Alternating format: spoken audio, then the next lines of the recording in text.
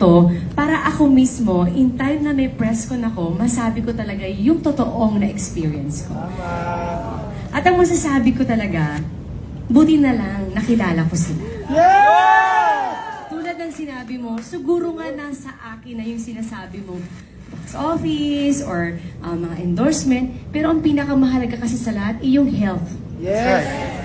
So kung wala yun lahat, kung wala ka, para nasa iyo na yung lahat, pero yung health, medyo malabo ka, para sa akin, it's useless.